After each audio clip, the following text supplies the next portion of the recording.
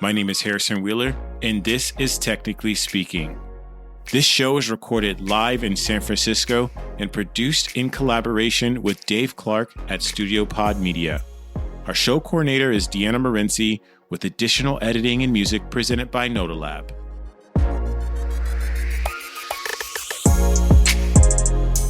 This episode of Technically Speaking is sponsored by Automatic, the people behind WordPress.com, Jetpack, WooCommerce, Tumblr, and more.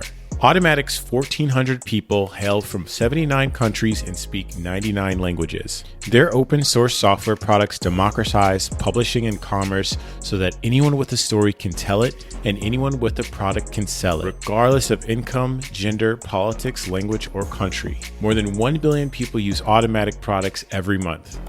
Automatic also contributes directly to WordPress, the open source project that powers over 40% of websites on the internet. If you're ambitious, energetic, and driven by a passion to help people, you can make a visible, profound, and lasting difference working at Automatic. Visit automatic.com to check out the latest job listings today. That's AUTOMATTIC.com.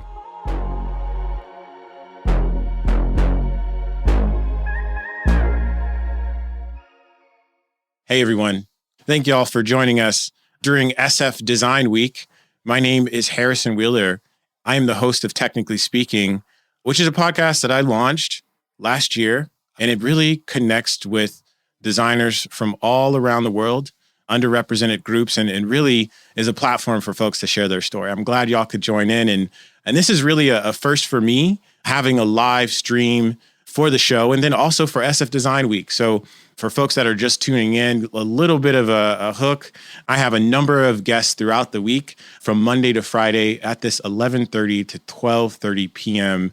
Pacific Standard Time slot. Today, I have Alyssa Hart and Mercy Bell of T4ke Care, and we're going to have an amazing discussion today about their company, T4ke Care, and mental wellness. Oof, that was rough. But if you don't mind, feel free to give folks a brief introduction about yourself. Definitely. First off, I'm Mercy, and this is Alyssa, and we are, as Harrison just mentioned, the founders of T4ke Care, a virtual wellness event and platform. We've basically been creating new types of landscapes online where audio can be heard, stories can be shared, and where we can have just a different type of conversation about wellness and mental health. Alyssa, what did I miss? Well, for starters, I think, Harrison, you said earlier that this is the first SF Design Week that got a virtual component. So I would love to just introduce the fact that that's a uniquely pandemic happening. And so is our sort of founder story. So just to introduce the fact that I'm in Austin and Mercy's tuning in from Boston. And we met only in December and started building this all virtually, having never met in real life. So wow. That's a big part of our story, is finding ways to connect people virtually, whether that's to like what they need to hear at that moment in their lives or to each other. Yeah, and as you mentioned before, SF Design Week is usually an event that is centrally located around the city of San Francisco. But with that virtual component, we've got folks from all around the world tuning in. So just to kind of give folks a kind of brief overview of sort of like the format of the show, we'll have a discussion for about 35, 45 minutes. And in that remainder of the show, we'll open it up to Q&A. So for the folks that are tuning in on the Boomset platform, feel free to introduce yourselves, tell us where you're from, and then our amazing producer will also be vetting questions that folks are asking along the show, so you have a chance to really kind of talk to us and get a little back and forth there. So let's get started then. You mentioned sort of about that journey. I'd love for you to maybe kind of take us into sort of that moment where y'all really kind of started moving in this T4ke Care direction, maybe even kind of talk about your individual paths that sort of led to this. Sure. It's really interesting. Pre-pandemic, I was working in consulting, playing around with data science, and really thinking about problems like operationally. Like I had worked in tech for about a decade, but I had started doing some podcasts related to that side of tech and data science. And I fell in love with the microphone and fell in love with the audio format. There's something uniquely different and intimate and important and almost indescribable about the podcast and about hearing people's voices and sort of setting aside our like vision for a second just to hear what we have to say to each other. And when I quit my job, sort of out of the blue, I came across a LinkedIn post and got connected to Alyssa. And I don't think we had an original vision to build an event that was audio focused, but there was something in our conversations that sort of led us here. And I mean, Alyssa, I don't know if you want to share like how we met. I would love to add on to that. So we met over a LinkedIn post in December. And at that time, I was gearing up for an event I was putting on that was specifically a virtual event for sober people. And I've been sober for almost 4 years. And I started working in the kind of community building in the sober space really in the last year. But I was working in the live event industry when the pandemic hit, and obviously things kind of came to a screeching halt. So that was an interesting pivot to kind of take the skills I had from live event production and put it into a virtual environment. And when I connected with Mercy, we really got ideating on getting out of just the single lane of sobriety, because it's just wellness for all of us is just like a very multifaceted, intersectional conversation. And so our wheels started turning, and originally we thought, well, maybe it'd be like, a virtual like few day event on like one of the web conferencing platforms. And those just really didn't feel right to us. It just felt a little too, I don't know if like corporate is the right word, just a little too like rigid. And so things kind of evolved, and ultimately we just came to the level of content we ended up with, which is deciding to do audio because of how people connect with it. And then even just deciding to build our own user experience and really get kind of creative with it, almost thinking of it like an art project instead of some big event with big corporate sponsors. And we were just like, we just want to record amazing stories and create like a virtual art experience. Like how quick, Alyssa? So you've had a sort of a background in production design. So how much of that allowed you to quickly make the decision to pivot? Because I feel you, like at one point when all the conferences moved online, it was really just sort of like a linear stream of video after video. And that's on top of communicating this way with work and with family, with everyone actually. And so how did that open up the possibilities for you, and maybe kind of walk us through what makes this event unique? Yeah. So when we started looking at these web conferencing platforms and thinking about this being an event that was only over a few days, doing a wellness event that entailed the people attending just sitting in front of their computer for 3 days just seemed like antithetical to wellness. And that's, I think, when the idea for audio started peaking in, like, what if we could give people an experience they could take with them somewhere else, put on their phone, listen to on a drive, on a walk. And then how we ended up building it visually was really thinking about how we can make it more of a physical, like multi-sensory experience too, for someone, especially if they do want to go through it on their computer. And so we had this idea of curating the different playlists on themes. So think about like identity, resilience, all these themes, but having it be in almost a virtual listening room. And this sounds kind of crazy sometimes to explain to some people, and it's interesting seeing who gets it and who doesn't. I joke with Mercy sometimes, like I feel high explaining it to people. We're like, there's audio playlists and you're in a house and you're in a room, but Mercy, maybe you can elaborate on that too. I mean, I agree. Like there's something almost, or like Charlie from Always Sunny in Philadelphia, where he's like the conspiracy theorist with like all these like red strings connecting ideas. But what I think Alyssa's hitting on, which is so important, is we wanted to take sound, which can feel very one-dimensional, and we wanted to put it into space. So we actually put the audio stories into a virtual house. So, I mean, I always get goosebumps when I share this, because for Alyssa and I, part of our founder stories separately is a real connection to physical homes. Both of us grew up with like kind of insecure housing in a sense, meaning like for Alyssa, this was going back and forth between two parents' homes every other day sometimes. For me, it was a stream of evictions growing up as a kid. And both of us were very house-centered. We both bought homes in our 20s. Alyssa flipped a Victorian and sold it and like got out of Michigan. And for me, I bought this house in Martha's Vineyard as a very strong statement of ending a generational curse of evictions. And there's something about the home, putting stories on subjects that are so hard to talk about. Because Take Care stories are like, grief and loss and bereavement and experiences with racism and generational trauma, and talking about the things that so many of us don't know how to. We wanted to put it in a safe space. And I think for both of us in our consciousness, there was no safer space than a home.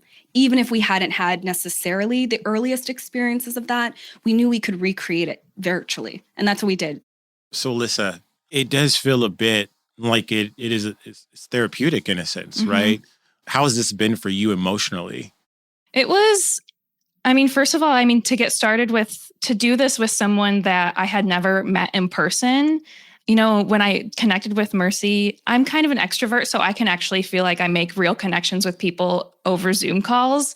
And so that's, I think, a gift for me that a lot of people don't have. So I haven't felt as socially isolated over the last year as I know a lot of people have. But I'm, as a not super self-motivated person, I have to to put my all into something, I have to feel like I'm contributing to something that's bigger than me, and building this shared vision with someone, being Mercy, I think really kind of like held me together emotionally during this process. But it really was a cathartic thing. And let alone the fact that people were trusting us with like very deeply personal stories that they may have never told before.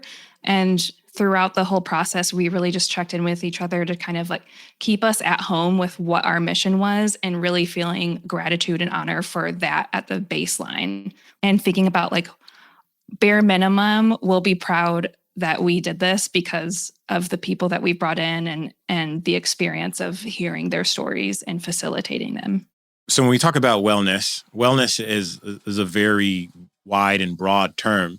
So maybe kind of give the listeners a little bit of the background in terms of the different areas of wellness and the types of folks that you have online and in the programming that they have. Sure. So when we looked at wellness as an industry, we knew wellness was a lot about feeling good and looking good. So there's a little bit of a, I don't know what the right word might be, but it's very much like a consumer-driven culture in wellness. I want it, I want to have it, and then I want to be it, and I want to feel it. And the wellness, that we were imagining was this journey where it didn't have to be a hero's journey either. Everyone starts, it's tough, and then it gets better. Wellness to us was every topic that had to do with how you feel. So everything from parenting to grief and loss, relationships, the experiences we have in our body, how we feel around the idea of self-care. Not this idea that self-care is green juice and here's how you do it and 10 top tips for performing under pressure. It was like, how does it actually feel to be on the journey with self-care? And we actively tried to find storytellers who are going to talk about being in that part of that journey. That's like the dip. I've heard enough people tell me how to aspire to perfect wellness. What I need is someone who can walk me through, normalize, and completely understand the journey to get there without always being so prescriptive. So to me, like wellness is just being alive. Like I fairly feel like I'm winning if I'm alive, and here I am on this journey. Sometimes it feels good and looks good, and sometimes it doesn't, and all of it is okay. Yeah. So maybe kind of give us an idea of the guests on your show. And I think this is also a really great lesson in collaboration. We can get to that portion a little bit later, but maybe kind of tell us a little bit about the genesis, right? Because you're talking about 6 months. And how many audio sort of experiences are there on the platform? 110 speakers, 81 stories, and we actually built the whole thing in 12 weeks. Wow. So while we were ideating across about half a year, more like 5 months, the pivot came actually towards the end of January. Alyssa, is that we said, we can't find a we can't find an out of the box solution that's going to actually be true to what we see. And that's when we started recording. And we found everyone from tech leaders at companies like Salesforce and Pinterest and LinkedIn to like everyday folks. And by everyday folks, I really mean like the people we just know 1 degree out, the neighbor down the street who through like, some strange little park encounter you found out has an amazing story around chronic illness or has such an inspiring or resilient moment in their own life to share. And the general feeling was we were going to work 1 to 2 degrees out and not look for circuit speakers, right? Not look for the people who have talk tracks and are known for their wellness journey. We try to find human beings living life everywhere that just had a really great story to tell. And would you say that's kind of like the general kind of feedback you've had from folks that have interacted with the platform so far? Alyssa, what do you think the main feedback has been? At least I have an opinion, but I'm curious we haven't actually regrouped on this. On just the content in general? Yeah, like the main feedback on our stories. I know that people have really liked, we have a few pieces where Mercy's a matchmaker at heart, and she chose sort of two strangers with parallel stories and matched them up, and we recorded their first conversations. So we have a few of those. And I know that especially I think people who like conversational podcasts have really enjoyed those. The general feedback we've just gotten has been overwhelmingly positive from people who are looking through. And the solo recordings range from, 4 to 40 minutes on some of them. And I think the feedback has just been like, it's really just being invited in on someone's intimate experience, which I think is the beauty of audio as a platform. I think people show up for a recording different on audio without a live video component than they do when they're being video recorded, really. And from a production standpoint, we're able to, some of these were just, they sent us their recordings, and other single audio recordings we have are ones that we did interviews of people and then pulled together from an hour and a half interview, a shorter segment of just the best parts of their story, and really tried to make it almost like vignettes. So it was really just inviting someone in on the most impactful piece of that person's journey. Yeah. Yeah. I think there's something fascinating about just the theme that we have here on these auditory experiences. The next season of the podcast that I'm recording, I have many guests that I've actually met online, like through platforms like Clubhouse or Twitter Spaces. And it feels like we've known each other for a while, which is wild, because it's not like, online platforms, video chatting, your Instagram lives and whatnot. It's not like those haven't been around for a while, right? It's not like posting online is anything new. I'm really curious in terms of just what that means to you in collaboration. How has that been? Because I'd imagine at least with 110 guests, you actually have not met them all in person, right? You may not have met any of them in person given the last 6 months. So what sort of testament does that have in terms of collaboration? And maybe like, what does the future sort of look forward or look towards? I think you guys are are you halfway through? Just about. Mm-hmm. Yeah. So I'm curious to know sort of like, what are the lessons learned from this? And sort of like, how do things look like moving forward? Yeah. It's so powerful to think about how collaboration, connection do not require physical interaction. If anything, when we think about how we meet one another, especially in like social experiences, like physical conferences, if we were all in San Francisco right now, we'd probably be doing small talk. There's probably some alcohol-fueled events. So then there's even more small talk, but it's like sweatier and more disengaged, if we're honest. Like there's a whole bunch of social interactions in the physical realm that are predicated on like custom and just showing up and like saying those like things like, how are you? Oh, what do you do? Where are you working? And when we meet in the digital space with intention, it is my opinion, we can meet so intimately. I mean, Alyssa and I had never met in real life until we met up in Brooklyn, and we've still only seen each other in person once. And I would go so far as to say Alyssa is in the top 10 people who knows me most intimately. Because when you create with someone or you collaborate with someone, the vulnerability required is so extreme. And every one of our contributors came with that same vulnerability. I mean, we didn't get to know them in real life for so many of them. It was like, what's your story? Are you ready to tell it? We didn't storyboard with them. We didn't choose from a pick list and say, I think this one would be great for you. It was like total open space. Come on in. What's your story? And in some cases, I actually imagine a little more collaboration and support could have been cool. But on the other hand, it's like when you meet someone, you say, whatever you want to say is valid and we're ready to hear it.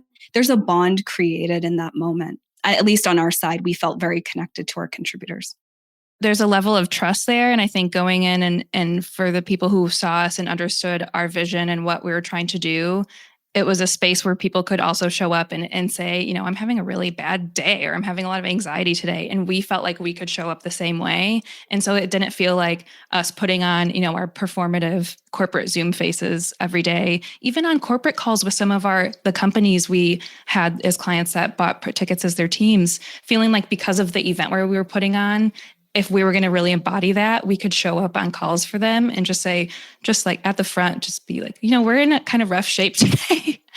And Yeah. I would love for that to be the case across the board for anyone in any sort of virtual space, or people who don't want to have video on for whatever reason. Or, I think just being able to show up more ourselves. But for the people we interacted with, I'm really proud of the level of trust that we cultivated.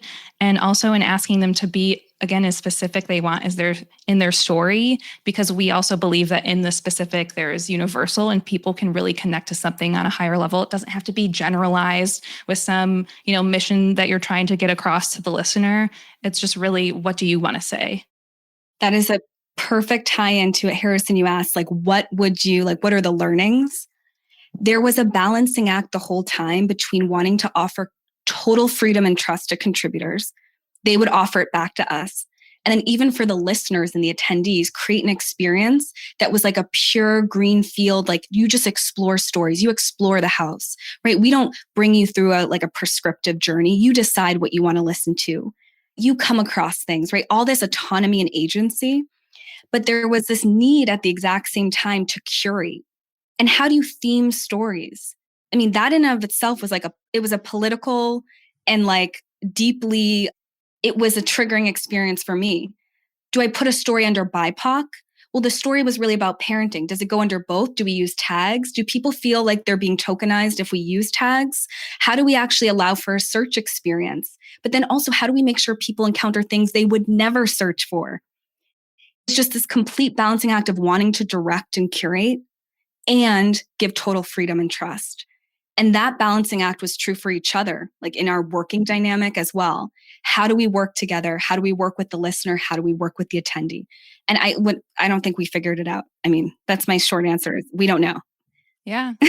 And doing this in the short amount of time. I mean, all the final curation, we didn't get all of the final produced recordings done until days before it launched.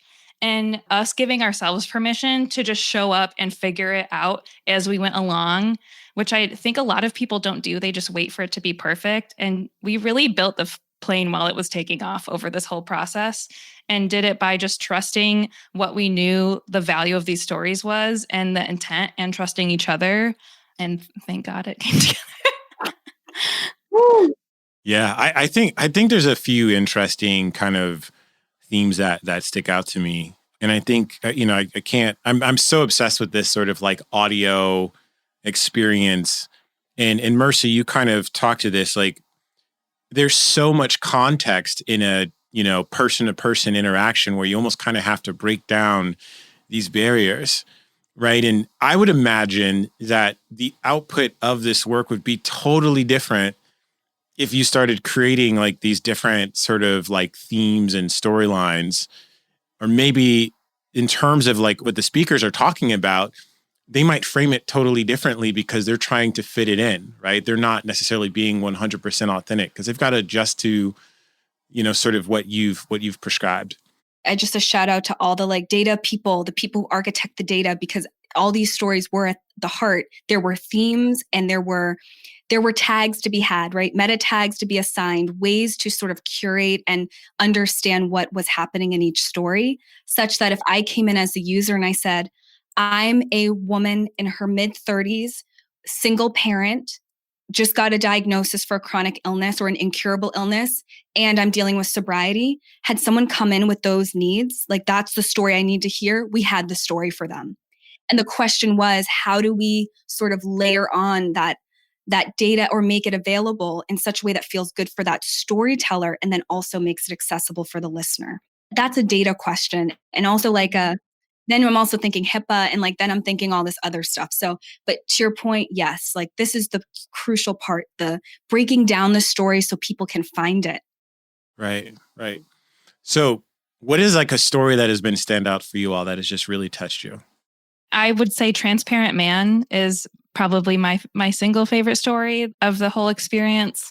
I think too, we're biased because we've gotten to know the storyteller very well, but is by a man named Brandon Anthony, who's Brandon Be Happy on Instagram. But the story is his personal story of going from dealing with homelessness 2 years ago to now he runs a daily Reddit stream called Recovery Road that has over 100,000 people on it every single day. It's the largest recovery environment on social media. And it's really just him showing up and giving his joy and like life affirmations every day. And so his journey from going from being invisible or feeling invisible to going and discovering transparency and the power of that in his life. And it's just so beautifully told. He was one of a handful of people that showed up with a written piece, like ready to go, single take. And Mercy and I cry on recordings with him regularly. Mercy, any same one or something else stick out for you? For me, there's a little bit of magic in the story, which is the content, and then also in the form. So how we tell the story. And for me, there was something absolutely magical about recording. And I hope she's listening. Maureen Kelleher, former executive from Ernst & Young, just one of the most powerful. You just think of like that, the ultimate female executive. Just like the penultimate, just absolutely powerful in just how she led and spoke and still is. And with the diagnosis of multiple sclerosis, she talks about the story of really coming to a new understanding of what it means to depend on others, work with others, and be with others when self-reliance just doesn't just work anymore. And the reason it was so powerful is around the same time we were introduced to an amazing young woman who had just received at 46. And I say young woman because at 46, it is incredibly rare to get a diagnosis of young onset Parkinson's disease. But we were able to connect them both. And these are both like amazing, kind of like women who raised kids on their own, had incredible and have incredible careers, and also are up against something that there's nothing to be done about in the most essential way. Like there's a level of having to accept radically a circumstance. And these are women who they make it happen. So there was so much in that story that at face value, I couldn't relate to because I don't have those particulars. But the general experience of powerlessness or needing to surrender, I could relate to. It was the first time it clicked for me that we were telling stories that, as Alyssa said, they're so specific, but they're so universal. And when these two women got into conversation with one another, it was like the light bulb for me clicked on because they were starting to find parallels in their stories that had nothing to do with the diagnoses and had nothing to do with being moms and being amazing working women. It was just total, these serendipitous little connections. And that happened to us like 10 to 15 times, I'd say, over the course of the 12 weeks where people would find they were speaking alongside someone they knew from childhood. A camp counselor and a former camp attendee were on the same page at Take Care. We didn't even know they knew each other. It's that kind of like magical, connective. I don't know. I don't want to get. It was definitely enough for us to feel like, okay, something's going on here that we need to continue. Even if it's just coincidence, it felt like a grand design. And even one of the speakers at the time where we were ideating on creating these rooms and a home for the stories to exist in and thinking about it being like a point and click adventure, because we just thought that would be interactive and a neat way for someone to go through the experience. One of our speakers connected us to the artist who ended up being our really like flagship artist. If you go to the website, she's done all of our illustrations, Mariana Phillips, and her art title is called Weird Little Lines. If you want to look her up, she's absolutely incredible. But two of our other sort of advisors and other speakers happened to know her and we found this out. And then she had just moved to Austin, I think a month before we connected with her. So I ended up meeting her for coffee after our first Zoom call. It's just all these things were definitely feeding us feeling like we're going on the right path. And I don't know. I don't want to get too like the universe provides, but the universe provides. It felt like at a stressful time where we, set this deadline and started working towards it, and over 100 people. And, for every recording, you have to get on a certain amount of calls to fill those people in. And for at least 2 months, it was like back-to-back Zoom calls every day while trying to figure out, putting the rest of it together. And so these sort of synchronicities definitely kept us going. And then finding the artist and seeing her work and just saying like, yes, this is how it's going to look visually, as in a person working from physical events and just sort of like an aesthetically minded person. That was huge for me to just keep going and trust that, we've got not only these conversations with people, but I see physically how it's going to look and seeing that come together. The future of work is here at Automatic. The people behind WordPress.com, Jetpack, WooCommerce, Tumblr, and more. Join a team of diverse global perspectives. Create the work environment and schedule that empowers you to perform at your very best. At Automatic, what matters is the work you produce, not how many hours you put in. Work from anywhere you choose. There are automatications working right now in 79 countries around the globe. The intellectual and cultural diversity that results is critical to the company's success. Automatic believes in constant learning and offers mentorship and personal coaching to support your growth.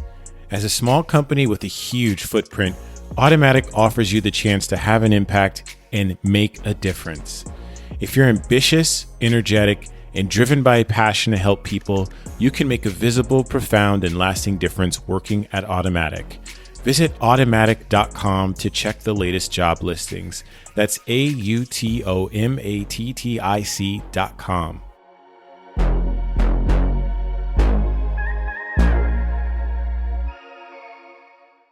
So look, we're in SF Design Week. There's a lot of designers, a lot of creative folks, a lot of corporate representation, just kind of getting to know you both. There's a bit of that transition of you all moving out of the corporate space, and I think wellness played a big role in that. I'd love for maybe if you could, really have sort of your perspective on how folks can maintain more balance. What didn't you have before that this journey has taken you through that now you're conscious of and really kind of making strides, right? Because I don't want to paint this picture that y'all have made it, right? I mean, I think it's a journey that we're all going through.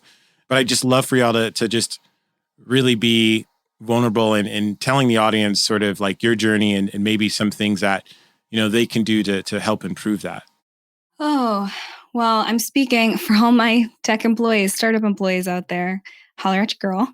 My background has always been work until I burn out and perform at the highest level possible. So almost so no one sees, if that makes like achievement as a way to stay invisible, achievement as a way to feel good enough, and then burnout as, one of our speakers and just an amazing, amazing voice, Danny Fountain, talks about, I would burn out as a form of self-harm. Like I would really burn out as a punishment to myself. And if I've learned anything from working with Alyssa on Take Care, it is that just because I took away the corporate or the startup, I can still operate from that same go, go, go. And I'm one of those people, I'm in recovery 5 years from both drugs and alcohol. I actually can't afford, I'm talking survival. I cannot afford to work like that. And I've done it even to myself as my own boss with Alyssa. And if that teaches me anything, it's that once the conditioning is there, if we looked at like the neural pathways in my brain, we would probably see that I'm going to keep doing that until I interrupt it. And the only thing that interrupted it about Take Care was Alyssa, my business partner and friend and soul sister. Because when you actually take away all the trappings of like, I was in sales, you're competing with other people, when it's just you and another human being, that other human being, if they care about you, is going to say, hey, I think you should go for a walk. Hey, let's put our computers away. Hey, do you really want to work like this? And I think that in and of itself has completely shifted my behavior. So what could corporate do or what could companies do? Help employees interrupt the behavior. And I see they are taking some strides like random wellness days and making events not focused on alcohol, which we know is a depressant, like finding ways to create these spaces that interrupt the behavior that can be so damaging. Yeah. For me, I worked for a kind of smaller boutique business here in Austin before the pandemic hit. And I spent a lot of time really trapped up energetically and how it could be so much better than what it was, and showing up and like killing myself and working. Yeah, probably like burning out. And when the pandemic hit, we were gearing up for South by, which was the busiest season in the event season in Austin. And I remember when South by was canceled, it was a Friday at the end of the day. And the next day my stepmother passed away.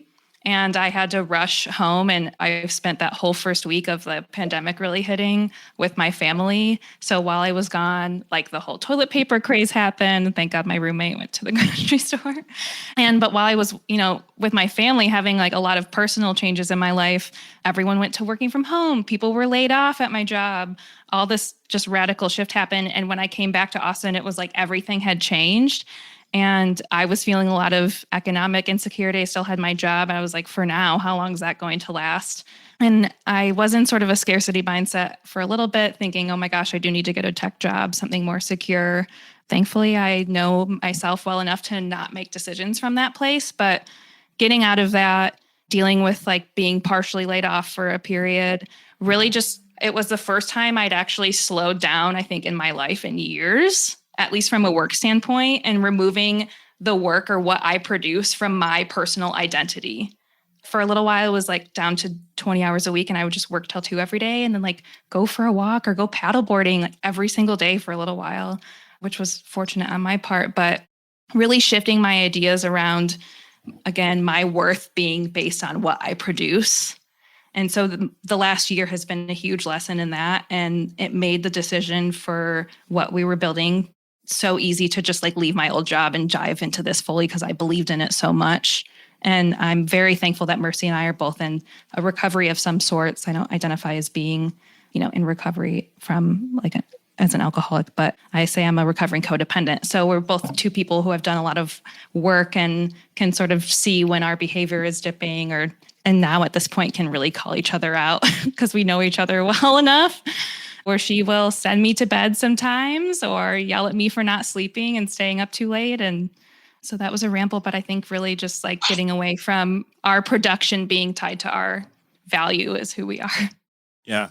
Well, look, we've talked a lot about your experiences and the production. How can folks be a part of the experience that you all built? Yes, Take Care as a wellness anthology, we have established for 30 days only, and there are 17 days left. So if you would like to take part in the Take Care experience, you just head to takecare.com. The A in care is the number 4, because all the stories deal with taking care of self, others, work, and world, those 4 dimensions.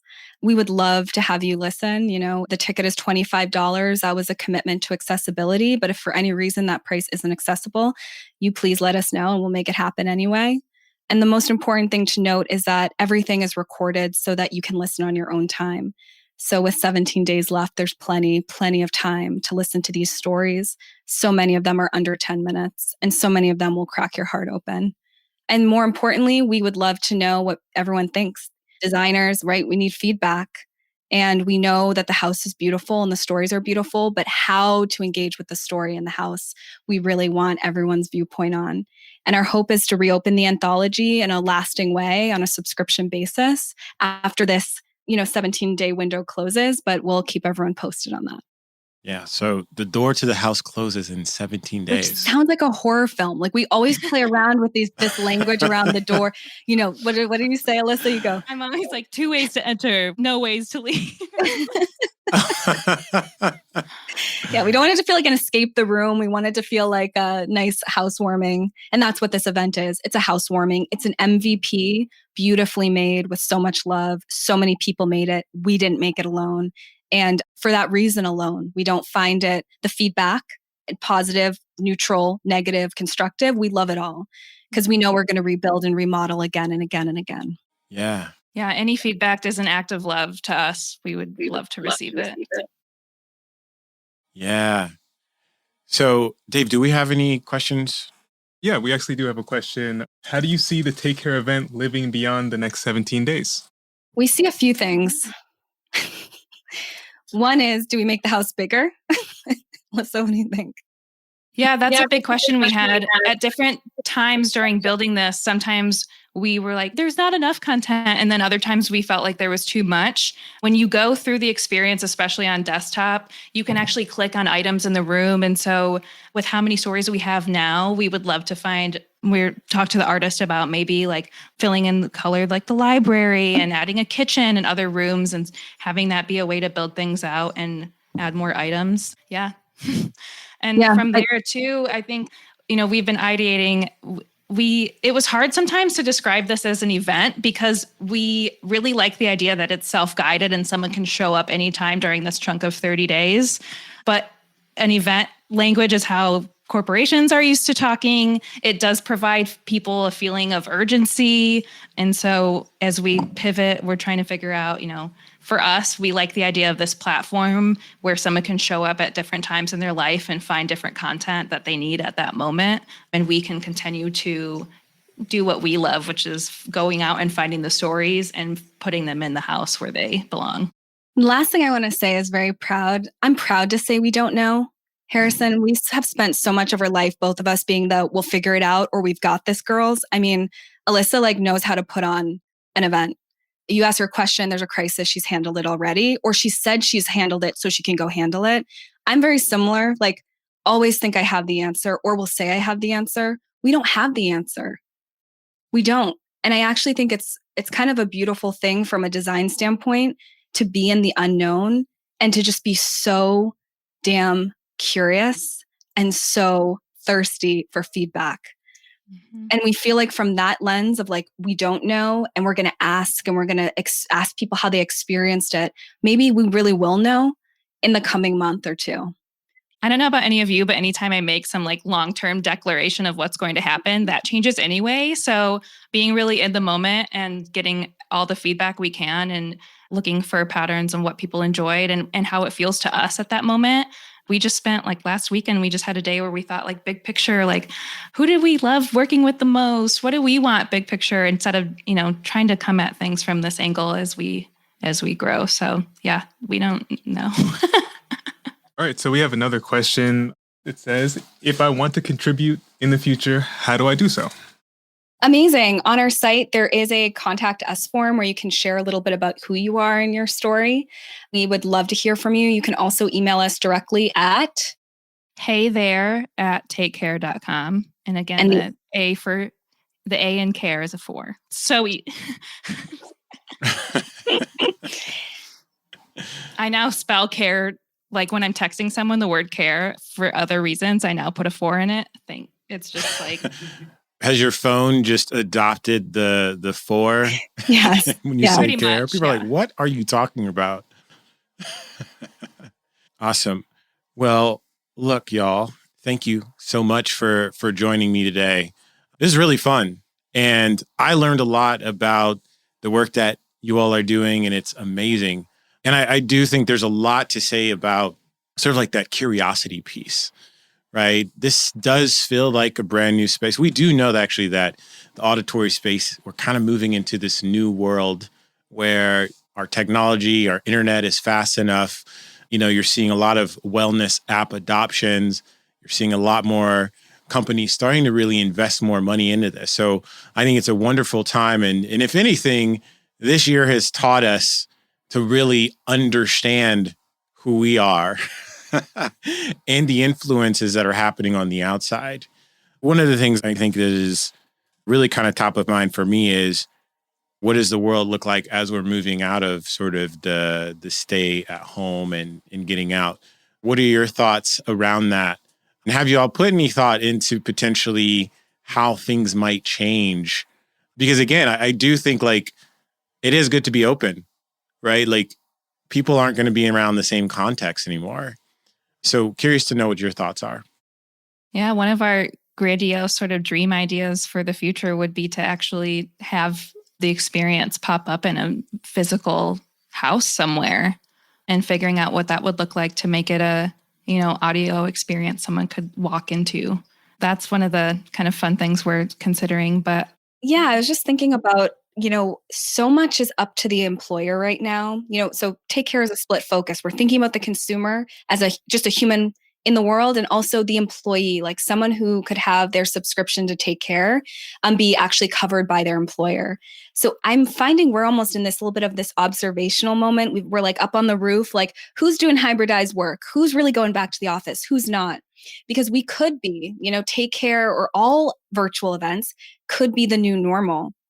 And I don't think there's a single person on the planet who thinks that a South by Southwest online could compete with a South by Southwest in the real world. So it's kind of one of those things where having these moments in real life, they are so powerful. I don't think there is anything more powerful. However, audio and the intimacy it creates between the listener and the speaker, I actually don't know. We would have to really, I think, test this if people do get more out of it in person. Although I do love a silent disco. So I don't know. Now it's all up in the air. Could be in person. So you're like the silent disco. I don't know if the folks on the stream right now heard that Mercy is on her karaoke mic. I am on my karaoke mic. Yes. Yeah. So we can make the silent disco, like Friday, we have like a happy hour theme, as I mentioned on the top of the hour or beginning of the hour. We can actually maybe bring you back on for some of that. If anyone puts a song recommendation in the chat right now, I will sing it. Just saying. Where do I find this chat? Oh, please no one do this, please.